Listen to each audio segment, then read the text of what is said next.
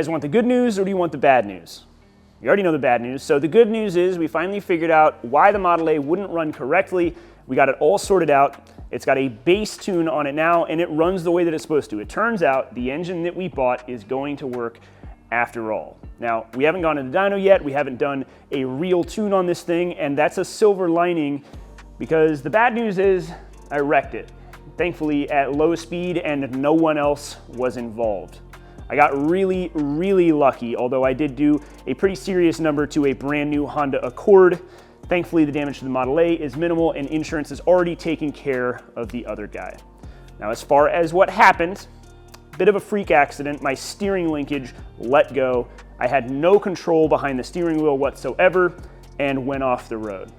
Now, I thought really hard about just sweeping this under the rug. It would be very easy to hide and never talk about because honestly, the greatest damage from this entire accident is to my own ego. It's definitely bruised and this is embarrassing, but I want to take this moment and put it out there because if I can prevent one other person from getting hurt in the future, then this is going to be worth the negative comment onslaught I know I'm going to get of people calling me an idiot and what have you.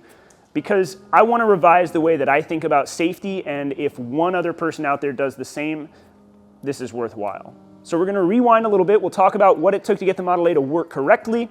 We'll talk about that accident. I'll show you guys the damage report on this thing. It's going to be really simple to fix. Thankfully, this thing was built like a tank and it handled it like a champ. And then we're going to talk about safety. Let's dive into it. After the last Model A episode, we found ourselves scratching our heads. We got the truck running better than it ever has before after finding that the cams on the second bank were 180 degrees out of time. We corrected the problem, but my tuner, Andrew from Animal Auto, suggested that there's still something off inside of the engine. He tried everything he could to make it run the way that it should, but something was amiss. We confirmed the timing on bank 2 when we last had the engine apart, but we never did anything about the first bank, and we never confirmed that the timing components inside the engine were indeed the correct ones. So I bought all new parts directly from Ford so that we could make sure everything inside of the engine is exactly what it should be. And that includes cam phasers, timing chain guides, timing chains, and all of the other accessories as well. Jonathan Sanger was kind enough to come back to the shop and help me time this engine once again, and this time around he gave me permission to share his name so I can give my appropriate gratitude for his help.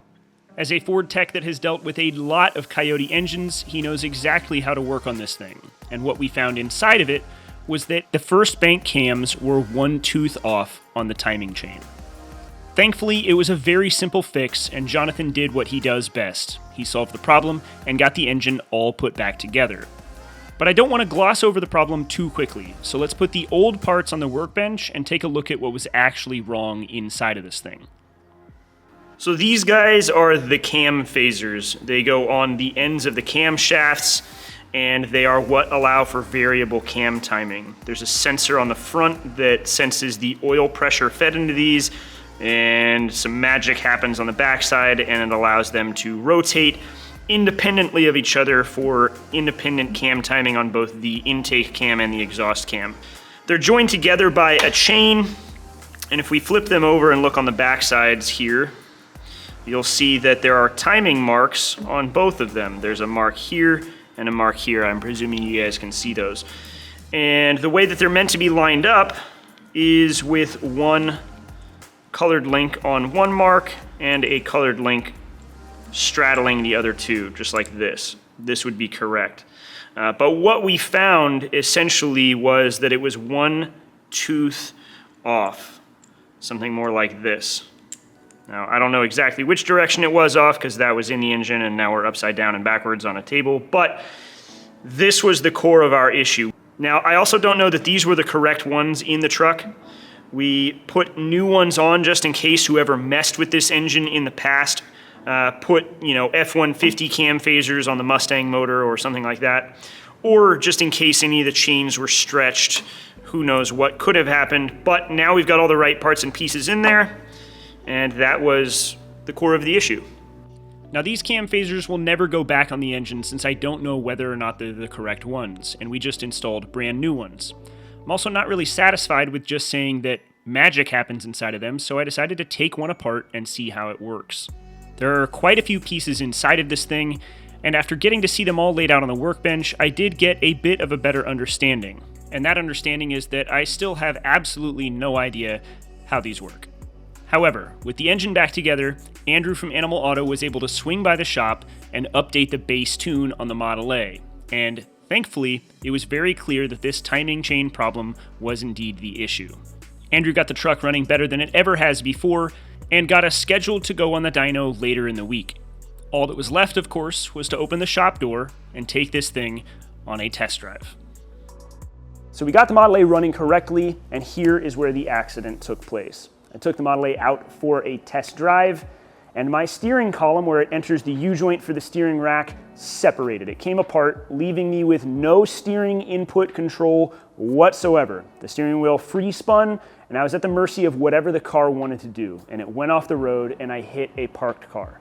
Now, I got lucky for a lot of reasons, the biggest one being that no one else got hurt.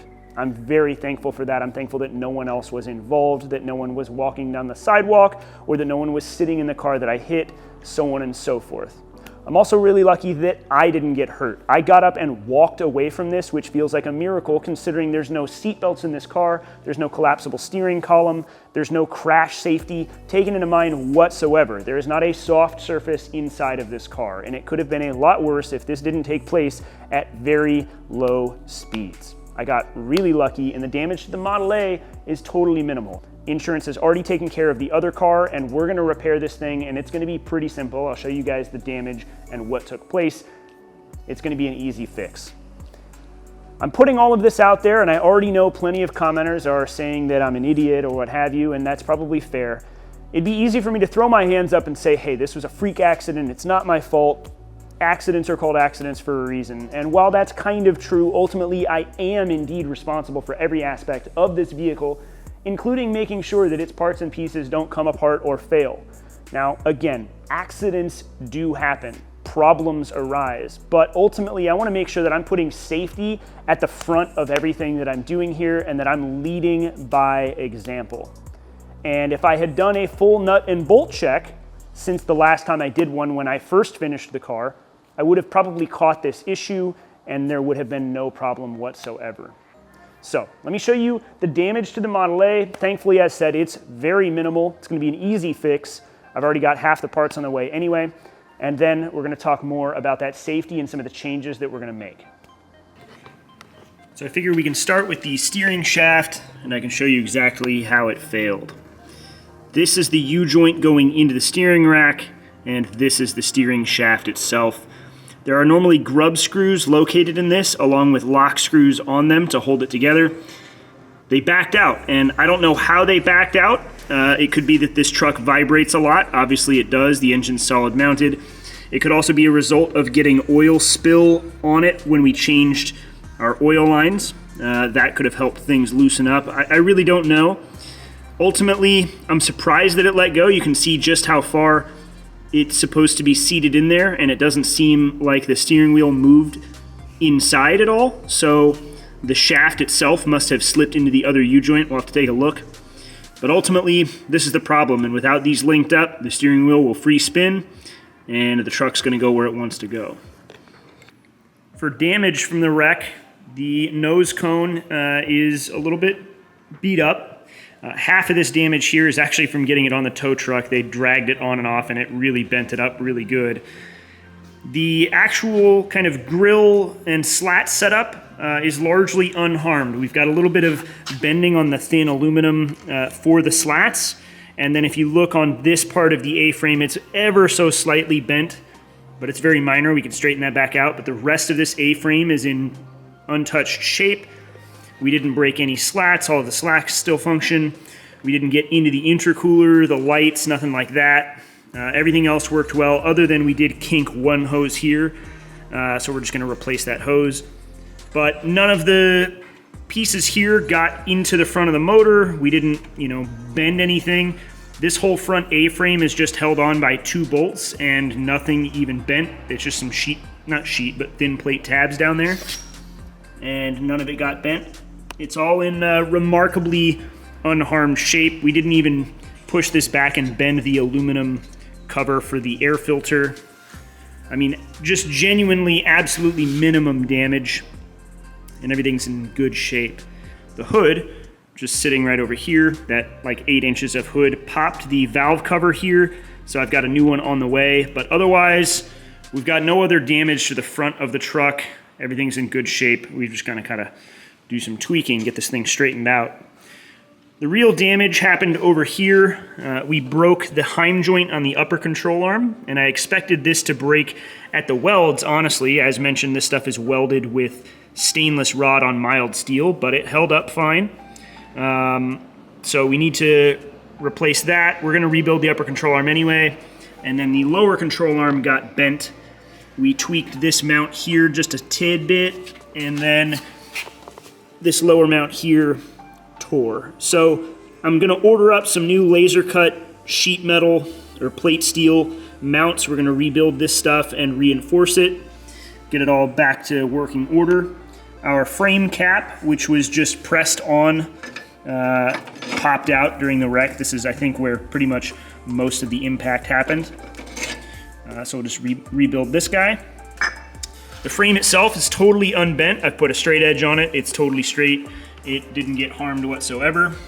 And the wheels are fine. We got a tiny bit of curbing on the other side, but we can just touch it up, no big deal. And then the biggest bummer is one dent to one primary where the wheel contacted it. So we're either gonna cut this out and replace it, or cut it apart, heat it up, and straighten it out, one of the two. But overall, that's genuinely all of the damage.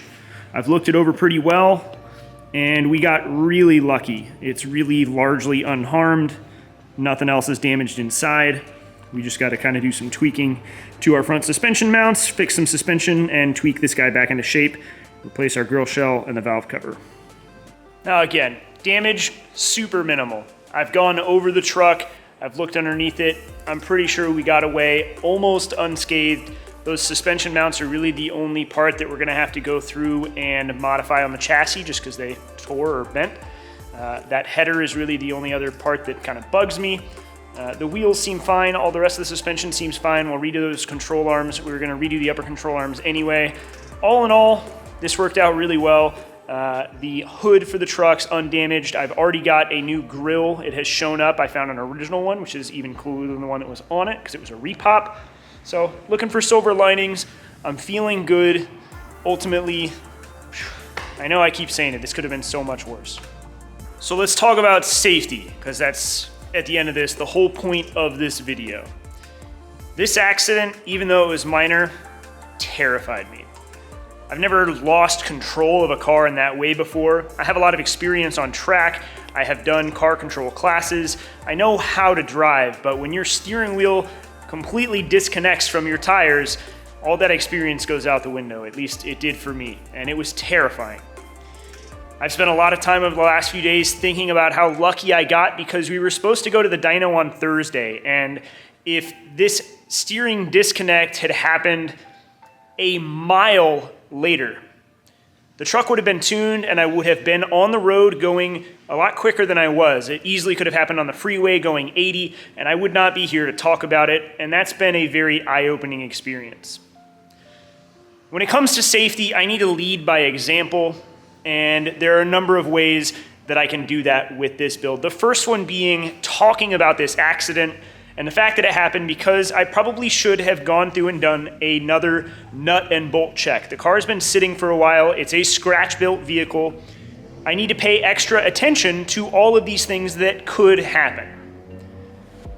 Second on that list, I gotta get rid of these slicks. They're not very good at stopping when they're cold, and they're always gonna be cold. They won't get hot on the streets. I'm not gonna get them up to operating temp.